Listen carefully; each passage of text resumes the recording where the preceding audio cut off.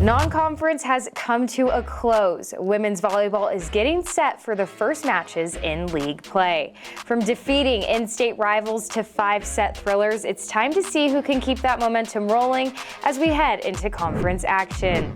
Hello everyone, welcome back inside the Mountain West Network studio. I'm Karlie Drew, now pleased to be joined by National College Volleyball analyst Kelly Burke. Kelly, thank you so much for taking the time. I feel like non-conference just went by so fast. So we're so glad to have you here and help us recap a little bit of what went down.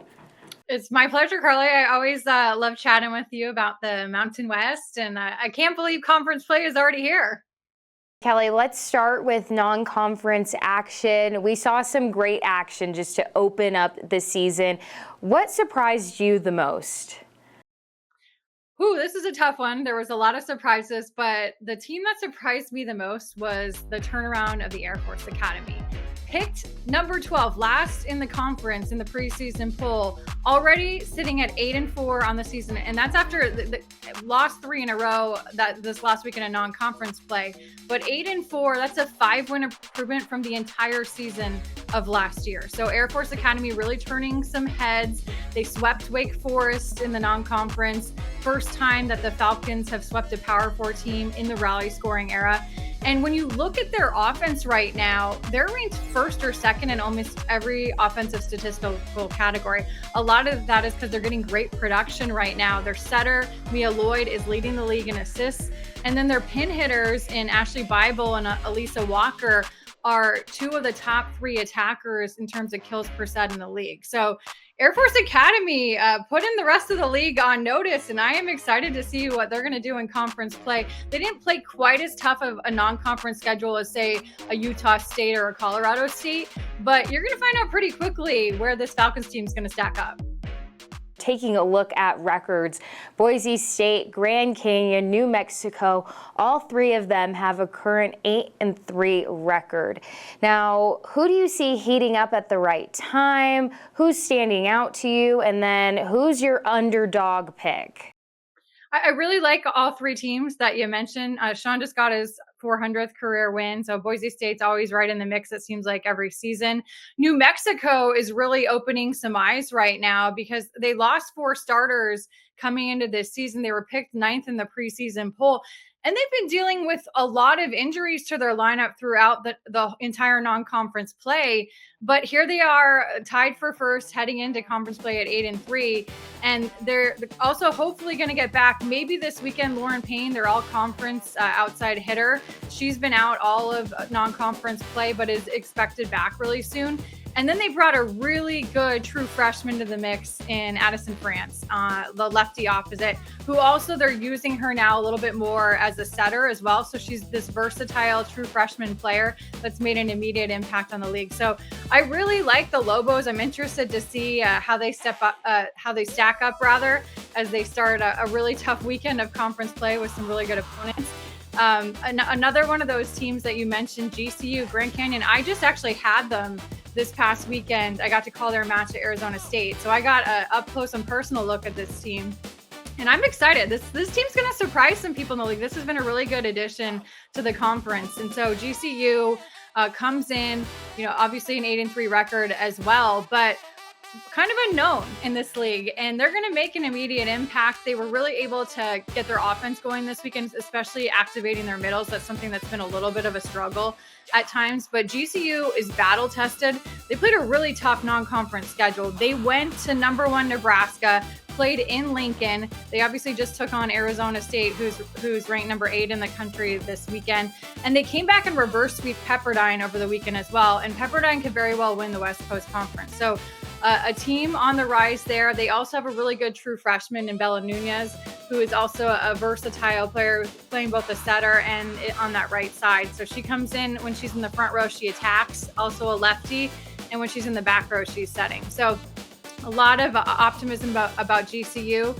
Colorado State, of course, a team that everybody in this league knows very well, a very long tradition of championship success. But this year's team is kind of a new look because they lose 6 to 7 starters and a lot of new faces. They have a lot of freshmen contributing. Kekua Richards is back from a hip injury, and she's been a complete force in the middle.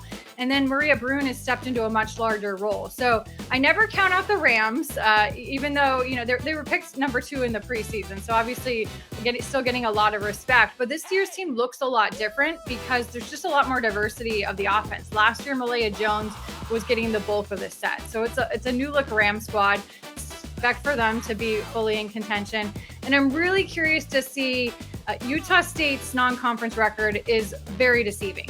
No question, they played the toughest non-conference schedule of anybody in the league. They played 4 ranked teams in the top 25, plus 3 more that were receiving votes. So they are very battle tested. They've had some injuries as well that they have had to deal with at times. But Tierney Barlow has looked really good in the middle. She's been super steady and consistent for them.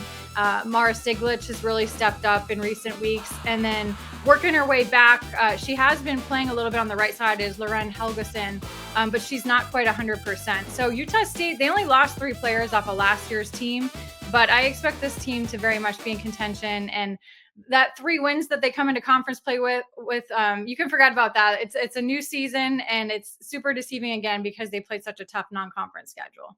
Absolutely, Kelly. I was just going to say, we like to view it as a completely new season once we get into league play. All those players you mentioned, it's so great to just see them showing up for their teams. Now, looking to the upcoming schedule, which matchups do you personally have your eye on? Which ones are you looking forward to? It starts right away this weekend. I was joking with GCU coach Kendra Potts. I said, "Who did you make mad at the conference office to get this like really tough conference schedule right out of the gates?"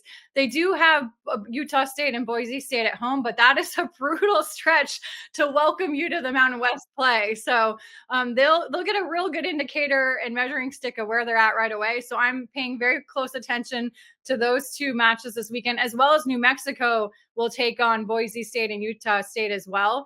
And then I already have circled it about 3 weeks from now, October 11th.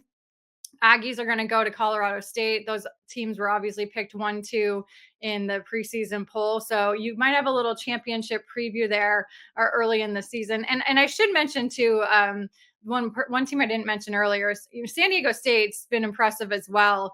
They're picked kind of top 3 in the league, and they've already pulled off an upset over Oregon, who's received votes in the top 25, and swept USF, who could very well win the American Conference. Well, Kelly, just thank you so much for your time and your insight.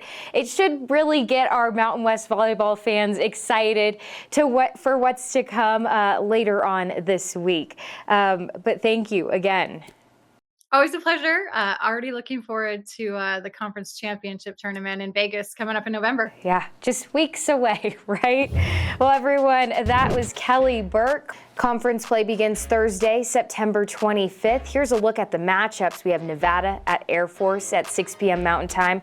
Utah State will be at New Mexico at 6:30 Mountain Time. Colorado State will take on the Cowgirls at 6:30 Mountain Time. UNLV will be at San Jose State for a 6 p.m. Pacific Time game. Boise State plays against Grand Canyon at 6, and San Diego State will be at Fresno State for another 6 o'clock game.